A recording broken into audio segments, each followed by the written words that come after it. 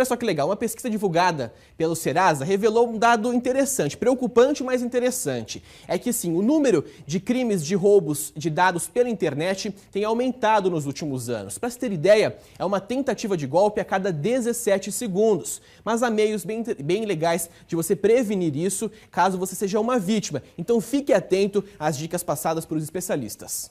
Não precisar sair de casa para fazer uma compra ou uma transação bancária. Comodidades que a internet proporciona, mas que têm seu preço. Alguns riscos são grandes. Exemplo, o roubo de dados. Muita gente já passou por isso. Já fui roubado, caí nessa. Eu nem sabia que dava para comprar com o cartão de crédito sem a senha. E o danado comprou. Clonaram o cartão da minha mãe já pela internet. Ela foi desatenta e comprou e foi clonado. Além da facilidade de uso e da comodidade que a internet oferece, a curiosidade e a tentação de comprar produtos mais baratos, por exemplo, são fatores que levam muitas pessoas a inserir dados pessoais em sites nem sempre confiáveis. É justamente nesta hora que você pode estar caindo num golpe. Uma pesquisa realizada pelo Serasa apontou o crescimento desse tipo de ocorrência nos 3 primeiros meses desse ano, quase 2,5% a mais que em 2013.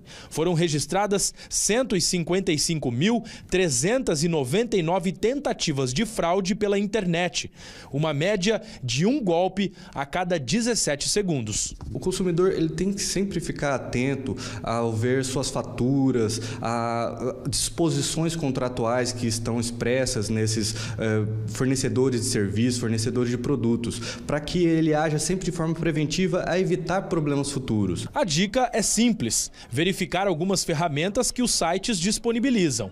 Este cadeado de segurança e o prefixo do endereço da página, com a sigla HTTPS, são itens a serem observados na hora de preencher qualquer cadastro ou acessar uma página bancária.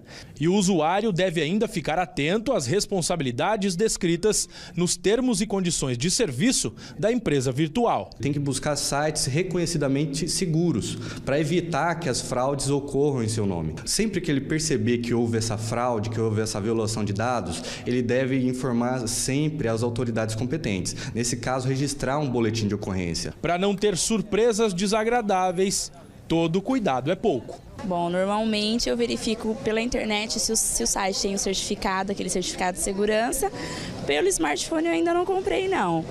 Mas eu tento colocar senhas para bloquear o dispositivo, né? Em caso de roubo, ninguém conseguir acessar fácil as minhas informações. Apesar dos cuidados que essa telespectadora tem, muita gente continua sendo pega. A gente vai continuar nesse assunto, afinal é sempre muito importante colocar alguns cuidados em prática para que nós não sejamos a próxima vítima. Então receba aqui no nosso estúdio o Alexandre, ele é especialista em TI. Tudo bem, Alexandre? Muito boa tarde, obrigado por receber o nosso convite. E é o seguinte, quero te perguntar uma coisa, quais os cuidados que a gente deve ter em relação à proteção dos nossos computadores em casa ou também da empresa?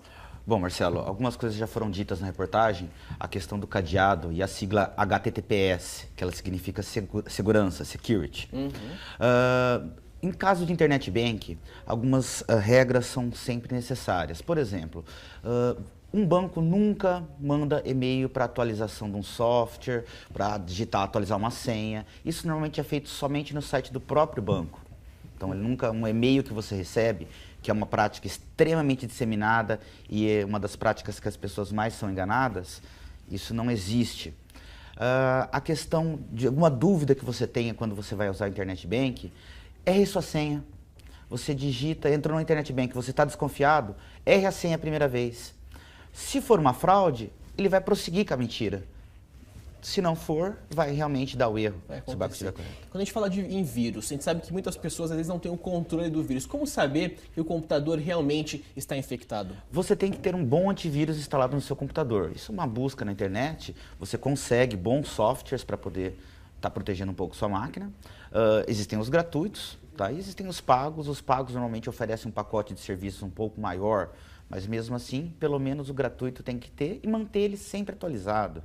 A gente sabe que tem muita gente que manda fraudes pelo e-mail, como voltando a falar de e-mail, e-mail dizendo o seguinte: clique aqui e veja as nossas fotos, ou se não, clique aqui e veja o orçamento de uma proposta que a pessoa nunca fez. E também nas redes sociais, clique aqui para mudar a cor do perfil. É importante ficar atento a isso também, né? Exatamente.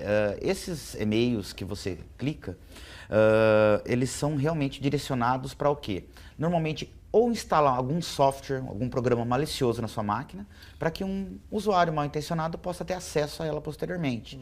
Ela pode ser usada de duas formas na sua máquina, ou realmente para roubar informação, ou como ponte para ele poder esconder o rastro digital dele, passar por várias máquinas, né? Escondendo o rastro digital dele para que ele possa efetuar realmente um outro roubo.